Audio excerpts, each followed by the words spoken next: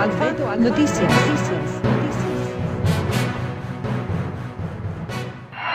Son las 11 de la mañana.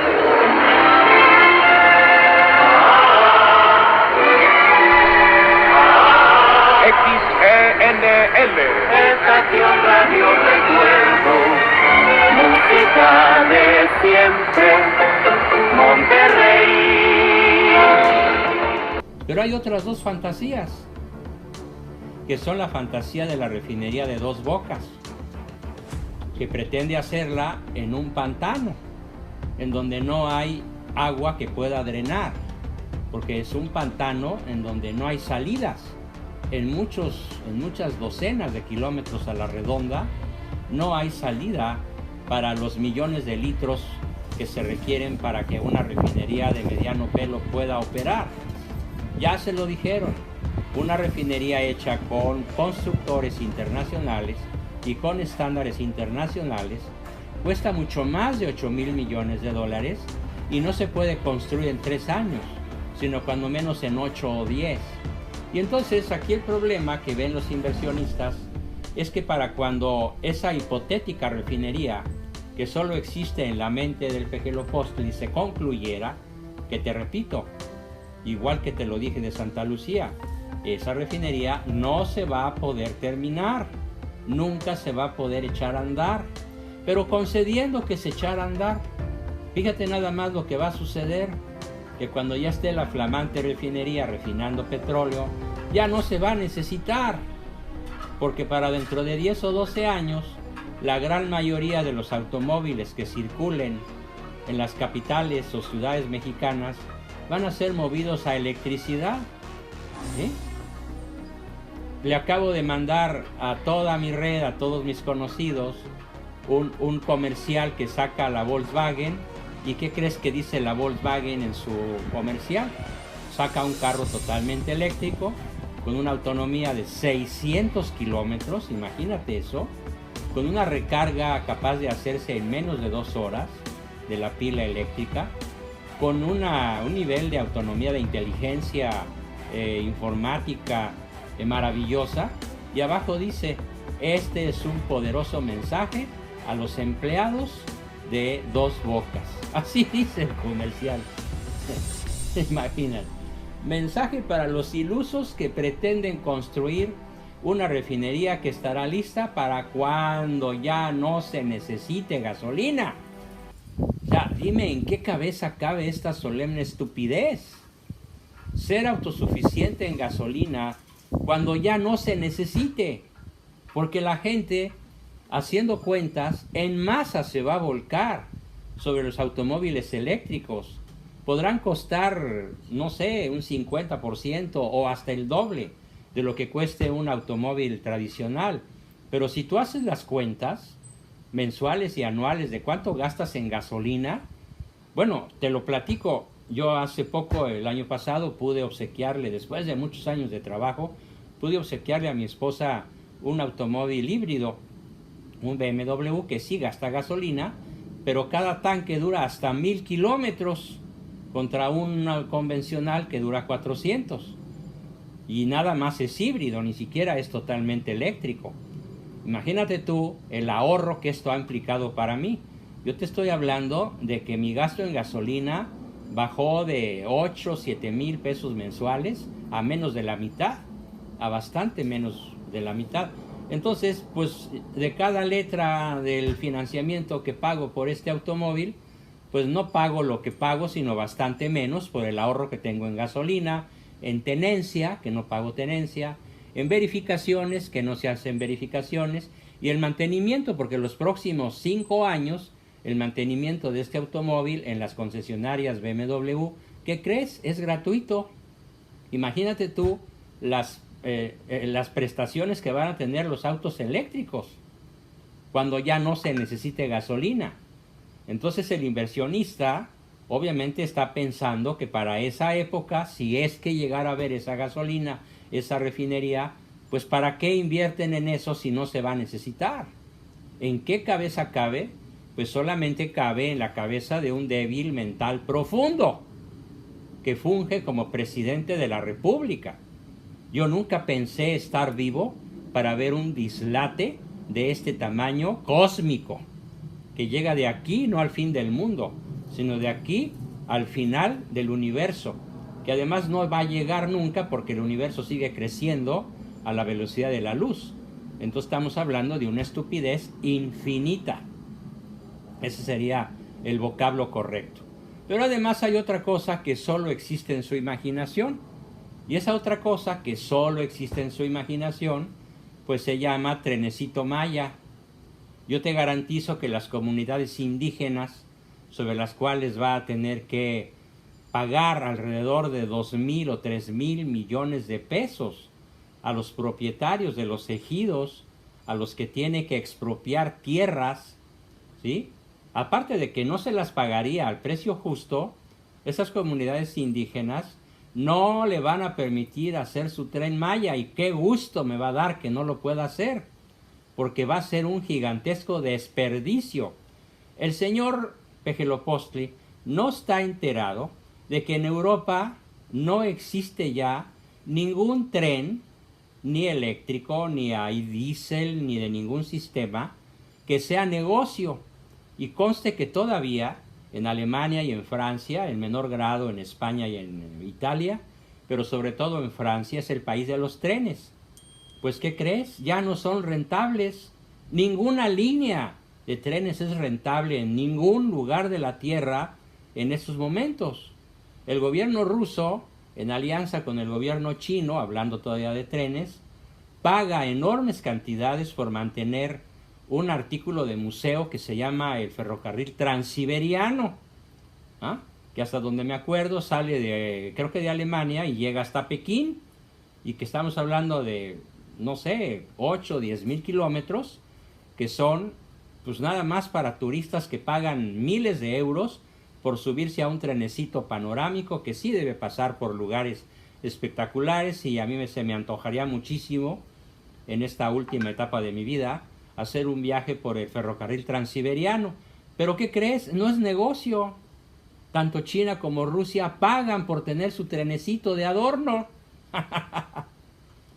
Vamos, ni siquiera es negocio turístico.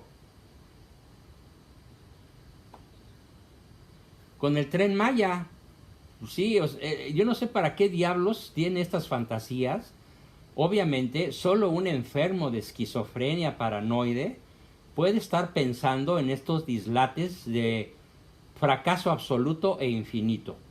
Por esa razón, sin afán de insultar, sin afán de denigrar ni de humillar, simplemente describo la personalidad vista profesionalmente de un señor, de un ser humano, por el cual le pido a Dios que lo salve del infierno, ¿sí? Pido por su salvación, como dice Cristo, rogad por quienes os persiguen, porque si no, no me podría denominar cristiano. Simplemente el pedir por él no me quita el privilegio profesional de poderlo describir con los 4 agravantes patológicos que lo caracterizan: oligofrenia, esquizofrenia, personalidad psicopática y paranoico, y además disártrico, dislálico y espantosamente inepto para poder gobernar el rancho de mi tía Pepa en Cotorrosclán de las Ingratas. Así de terrible está la situación de México, y por esa razón todas las calificadoras, tanto nacionales como extranjeras, siguen bajando la perspectiva de desarrollo de México, mientras que él todas las mañanas dice algo que ya se volvió chiste nacional. Cuando la esposa acusa al marido de adulterio, ¿qué crees que les contestan ya los maridos mexicanos? Yo tengo otros datos. Estás alucinando. No es cierto. Yo tengo otros datos. Ya se volvió chiste nacional que para poder oponerse a una opinión estúpida o inteligente o informada o desinformada de cualquier interlocutor, ya no se dan argumentos. Basta con emular al peje y decir, yo tengo otros datos. Y gané la discusión. ¿Por qué? Porque yo tengo otros datos y soy infalible. Entonces, mientras le siga yendo bien al Pejelopostli, a México le irá mal. Así que mi tesis, porque parece muy atrevida, pero debo decirla, es que si le va mal a él, si se le siguen yendo los pocos individuos inteligentes y honestos que le quedan en su gabinete, si las calificadoras internacionales siguen apretando las tuercas, si el tiempo avanza y no se concreta Santa Lucía, ni el Tren Maya, ¿no? Ni se concreta Dos Bocas, ni ninguno de sus proyectos faraónicos, mesiánicos y completamente absurdos e inviables, imposibles de realizar, irrealizables. Si todo esto sigue en la trayectoria que va, pues yo te garantizo que México se va a salvar, porque mucho antes de que el sexenio termine, los mismos chairos que todavía lo adoran se van a dar cuenta de que les tomó el pelo de la manera más impune y absurda que se haya visto en toda la historia de México. Otro personaje que le tomó el pelo a los mexicanos 11 veces, que se reeligió, pues fue Antonio López de Santana, del cual podemos tomar el título de Su Alteza Serenísima para describir cómo quiere ser tratado actualmente Pejelopostli, como Alteza Serenísima, lo cual verdaderamente es patético, porque solo, como dice la canción del rey, con dinero y sin dinero hago siempre lo que quiero y mi palabra es la ley. Seguramente esa canción fue la que escuchó en el vientre materno y se le troqueló de tal manera que es el eje rector de su existencia completa y de su pejidencia actual como la está manejando. Pues esta es la respuesta a tu pregunta. Entonces, ¿cuál es el futuro predecible para México si el PG sigue aferrado al poder? El peor posible. El peor posible. Tendremos una especie de Venezuela del Norte y yo sí veo con muy buenos ojos otros 3 o 4 manotazos en la mesa de Mr. Donald Trump, a quien le mando mis respetos como presidente de los Estados Unidos de América, ¿sí? Mis respetos, claro, podría disentir respecto de él en algunos detalles como el trato a los migrantes, que podría ser obviamente muchísimo menos inhumano de lo que es, pero Trump puede dar 3, 4 manotazos más y decirle al peje, te me vas, porque no puedo tener al sur de mi frontera Venezuela del Norte.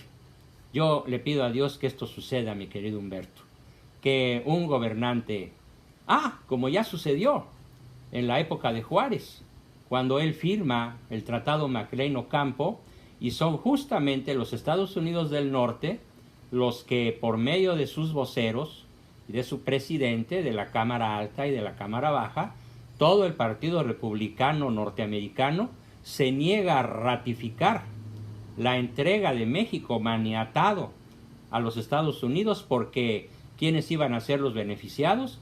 Pues los Estados Unidos del Sur, que estaban en guerra, todo lo que es el sur de lo que fue de México, California, Texas, Arizona, Virginia, todo el territorio sur, desde luego Texas principalmente, estaban en guerra con los Estados Unidos del Norte. Y los norteños no quisieron que los Estados Unidos del Sur se apoderaran de las riquezas, de la mano de obra, de los soldados y de las extraordinarias riquezas que Dios nos regaló en el territorio nacional, porque estaban seguros los norteños de que perderían la guerra. Y por esa razón México no es hoy una estrella más de la Unión Americana. Pero cuando Benito Juárez daba por ratificado el Tratado McLean-Ocampo, él y su gente, ¿sí? Lerdo de Tejada, Ocampo y otros, se fueron al desierto de los Leones a hacer una fiesta. ¿Tú sabes cómo se llamó esa fiesta? Se llamó el Brindis del Desierto, y todos brindaron con copas de champán francés, Viuda de Clicquot, o coñac francés, Remy Martin, o el que haya sido, por la anexión de México a los Estados Unidos. Fue el brindis de Benito Juárez y todos los gentilhombres masónicos de la época que gobernaban este país, como ahora una pandilla masónica de narcotraficantes, porque cuando menos Juárez y su pandilla eran asesinos, pero no eran narcotraficantes, porque todavía no había ese problema. No era la época, se concretaba a Inglaterra y a China, pero no había ese terrible desparramamiento de drogas heroicas prácticamente en todo el planeta, con campeonato distribuidor de México, porque México es el campeón distribuidor en todo el mundo, desde luego en Estados Unidos, y ya lo es también en Oceanía, en África, en Europa. Prácticamente no queda rincón de la tierra que no sea territorio mexicano del narcotráfico. Y esto lo sabe perfectamente bien Pejelopostli, y simplemente cómo los combate, diciendo: abrazos, no balazos. Por esa razón, el mes de junio fue el mes más violento en la historia de México desde que se tiene la cuenta de los muertos por narcotráfico, y te aseguro que dentro de unos días que termine julio, vamos a saber que el mes más violento ya no fue junio, sino julio, y así creciendo. Entonces ya vamos a cumplir desde diciembre hasta el 31 de julio 8 meses en donde la violencia que prometió detener con su sola presencia, porque según él bastaba su honestidad valiente para que los narcos dejaran las armas y dejaran de matar gente.